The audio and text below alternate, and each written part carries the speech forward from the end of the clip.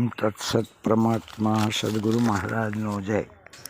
હવે વસ્તુ વિચારધારા ભાગ નંબર 4. હવે જોઈએ તો વસ્તુ વિચારધારા એ કોઈક પરમ સ્થિતિ જ છે. તેને કોઈ પણ કરવું હોય તે થઈ શકે છે. જેમ સૂર્ય કિરણોને એકત્રિત કરી બિલોડી કાચ અગ્નિ પ્રગટ કરી શકે છે, તેમ આવી શક્તિવાળો સ્થિતિ શક્તિના કિરણોથી પોતાના બળથી જ કોઈ પણ કરવા કે ના કરવા માટે શક્તિમાન છે ને છે જ. આવો વસ્તુ સ્થિતિવાન જો ધારે તો તે કોઈ પણ પ્રકારની ઈચ્છાઓને પ્રગટ થવા દેતો જ નથી, કારણ કે તે ઈચ્છા માત્ર પણ તેના જ આધીન થઈ જાય છે. પછી જેમ માછલી પાણીના સામા પ્રવાહમાં પણ દોડી શકે છે, પોતાનો ખોરાક પણ લઈ શકે છે, મળમૂત્ર પણ કરી શકે છે તથા પ્રજોત્પત્તિ પણ કરી શકે છે, અને તે પણ પાણીના વિરોધી પ્રવાહમાં જ. તેમ છતાં પણ અથાગ પાણી તેના કોઈ જ પ્રકારના વ્યવહારને નડતર રૂપ કે નુકસાન કરી શકતું નથી, અગર તો અટકાવતું નથી. તેમ આવા વસ્તુ સ્થિતિવાનને આ કામ ક્રોધના વિચારોથી ખદબદતો સંસારનો ચલિત તથા નાશવંત પ્રવાહ તથા આજુબાજુમાં વિપરીત તથા વિરોધી સુખ દુઃખવાળા પરિબળો કોઈ જ પ્રકારનું બગાડી શકતો નથી. બાકી ક્યાં માછલીનું નાનું શરીર અને ક્યાં મહા મોટો સમુદ્ર, એમ ક્યાં આ હિમાલય કરતોય મહા ઢગલાઓના ઢગલા રૂપ સંસાર, અને ક્યાં આવો વસ્તુ સ્થિતિવાન પોતે. પરંતુ વિપરીત જેવું તો નથી વસ્તુમાં સ્થિતિ વસ્તુની તેવી. સિદ્ધાંત વસ્તુ સ્થિતિવાનમાં અચરજ છે એવી ને એવી. માટે વસ્તુ સ્થિતિવાનની વસ્તુ સ્થિતિ બ્રહ્માને પણ અચરજ પમાડે તેવી છે, કારણ કે તે તમામ જગતનું ઘડતર કરતા હોવા છતાં પણ આજ સુધી આવી સ્થિતિનું ઘડતર કરી શકતા જ નથી, અગર તો બ્રહ્મા પણ આવી સ્થિતિનું ઘડતર કરી શકતા નથી, અને તેની સ્થિતિ પણ આવી થઈ જ નથી. માટે જ આજ સુધી તેની બ્રહ્મા સ્થિતિ તથા ઘડતર સ્થિતિનો અંત આવ્યો જ નથી, અને આવશે પણ નહીં, કારણ કે આ સ્થિતિ કરવા તેને બ્રહ્માની સ્થિતિ છોડી દેવી પડે છે. પરંતુ તેને પણ કદાચ એમ જ છે કે જો હું મારી બ્રહ્મા સ્થિતિને છોડી દઉં તો પછી જગતની શું સ્થિતિ થાય. આમ તેને પણ બીજાની સ્થિતિની ચિંતા છે. આમાં તે પોતાની સ્થિતિને છોડતો નથી. બાકી જગતનો ક્યારનો અંત આવી ગયો હોત અને જગતની જ વસ્તુ સ્થિતિ થઈ ગઈ હોત. આ બાજુ વિષ્ણુને પણ આ વસ્તુ સ્થિતિની ખબર નથી. તેની પણ આવી વસ્તુ સ્થિતિ થઈ જાય તો મહા અચરજ પામી જાય છે, કારણ કે આ સ્થિતિ જ અચરજવાન છે. પરંતુ વિષ્ણુને પણ બ્રહ્માના ઘડેલા જગતનું શું થશે અને શું ખાશે એ જ ચિંતા સ્થિતિમાં છે.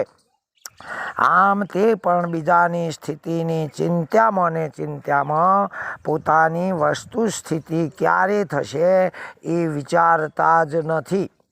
જો તે વિચાર કરવા જાય છે તો તેને પોતાની વિષ્ણુ સ્થિતિ છોડી દેવી પડે છે, એવી એમને લાચારી અગર તો ભય છે.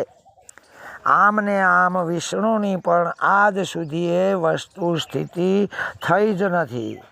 તેને વસ્તુ સ્થિતિની શું ખબર પડે? કારણ કે તે આખા વિશ્વનું પાલન કરે છે, છતાં પણ તેણે આવી સ્થિતિને ક્યારે પાલન પોષણ કરીને જીવાડી છે તે તો પૂછો. શું આ વસ્તુ સ્થિતિ વિષ્ણુના પાલનથી જ પાલન થઈ રહી છે? તો ના, તેને જ ખબર નથી. જો ખબર હોય તો પહેલાં કે પોતાની જ આ વસ્તુ સ્થિતિ કરી ના લે કે જેથી બધો બખાડો શાંત થઈ જાય. વળી મહાદેવ તો આંખ ઉઘાડીને યોગ સ્થિતિને છોડવા જ માગતા નથી, અને જ્યારે જ્યારે તેની આવા યોગ સ્થિતિ બંધ થઈ જાય છે ત્યારે તે પોતાની બધા જ વર્ષોની દાજ બીજાની સ્થિતિ ઉપર વાળી દે છે. એટલે કે બ્રહ્મા તથા વિષ્ણુએ જે સ્થિતિમાં જે કોઈ ઘડતર કે પાલન કર્યું હોય છે એ બધું જ ફના કરી દઈ મહાહોનારત કરી દે છે. તેને બીજાની સ્થિતિ જરા પણ પ્રસન્ન નથી. તેનું કહેવું તો માત્ર એટલું જ છે કે કોઈ કશું કરશો જ નહીં. બસ બધા જ મારી જેમ આંખો મેચીને બેસી જ રહો. આવા મહાદેવને વસ્તુ સ્થિતિની ક્યાં ખબર છે? તેને પૂછો તો ખરા કે ભાઈ, આ બધું ઢોળી ફોડી ફના કરી દેવાની એવી કઈ સ્થિતિ છે? માટે રીસ ઓછી કરો અને વસ્તુ સ્થિતિ માટે જરા જાગો.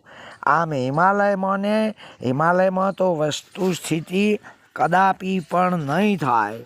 આ બ્રહ્મા, વિષ્ણુ અને મહેશ એ ત્રિગુણ એટલે 3 પ્રકારના દેવોનો પર્યાય નામો છે. 3 પ્રકારના ગુણ છે એમ.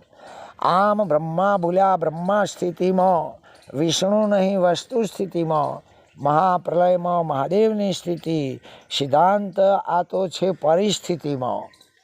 ઉપરાંત વધુ ઊંડાણમાં જુઓ તો આ ત્રણેય ભાઈઓ પ્રથમ તો તેમની મૂળ સ્થિતિમાં નથી ને. ત્રણેય જણા હું મોટો, મેં જ બધું મારામાંથી જ ઉત્પન્ન કર્યું એમ કરવામાં જ ખાર ઊભો કરી સૌની રીતે જુદા થઈ ગયા છે. એક બ્રહ્માપુરી તથા બ્રહ્મપુરાણમાં પોતે પોતાની જ મોટાઈ બતાવે છે. બીજો વિષ્ણુપુરીમાં તથા વિષ્ણુ પુરાણમાં વળી પોતે પોતાની જ મોટાઈ બતાવી રહ્યા છે. ત્રીજો શિવપુરાણમાં તથા શિવપુરીમાં પોતે પોતાની જ મોટાઈ બતાવી રહ્યા છે. પણ તે ત્રણને પણ ખબર જ નથી કે બ્રહ્મપુરી તથા વિષ્ણુપુરી કે શિવપુરી એવી કોઈ વસ્તુ જ ના હોય તો તેઓ વસ્તુ વગર શાના ઉપર મોટાઈ કરે? આમ તેમની મોટાઈ પણ માત્ર વસ્તુ ઉપર જ છે. વળી આ ત્રણેયના મૂળમાં જ ખાર છે.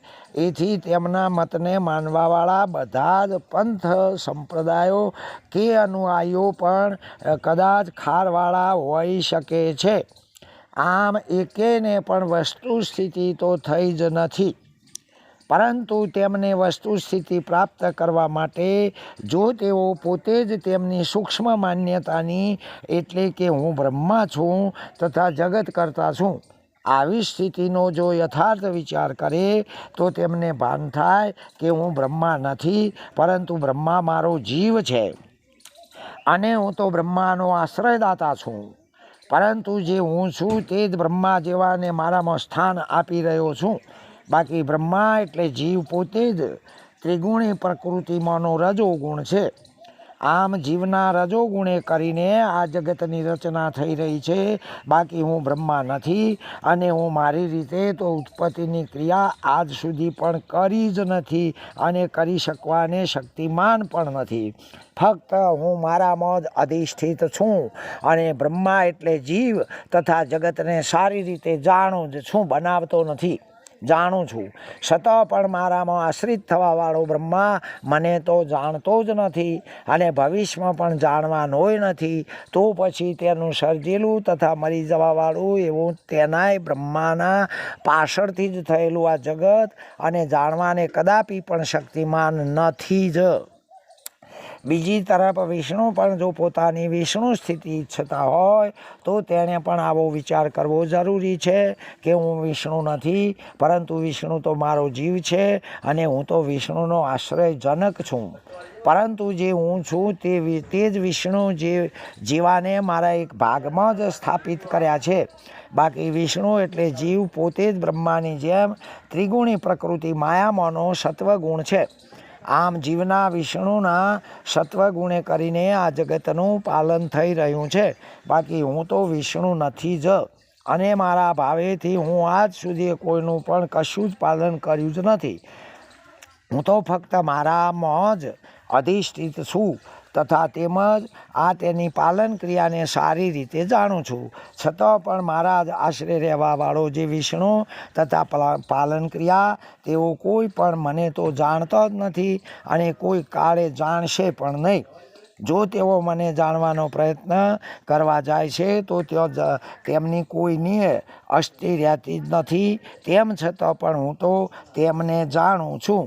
આ રીતે મહાદેવ પણ પોતાની મહાદેવ સ્થિતિ તરીકે આ વસ્તુ સ્થિતિને જાણી શકતા નથી, કારણ કે મહાદેવ તો મારો જીવ છે. આ તો હું પોતે તેને હું મહાદેવ છું એવું ભાન કરાવું છું. પરંતુ મહાદેવ ખુદ વિચાર કરે કે હું બ્રહ્મદેવ નથી, મહાદેવ નથી, પણ મહાદેવ નામનો મારામાં કે રહેલો એક જીવ છે. હું તો તેને સ્થાન આપવાવાળો જ છું. બાકી મહાદેવ પણ ત્રિગુણી માયાનો તામસ ગુણ છે. વળી આ તામસ ગુણથી જ પ્રલય નામની સ્થિતિને પામે છે. હું મારામાં મહાદેવને જાણવાવાળો હું પોતે મહાદેવ નથી, માટે હું કદાપી પણ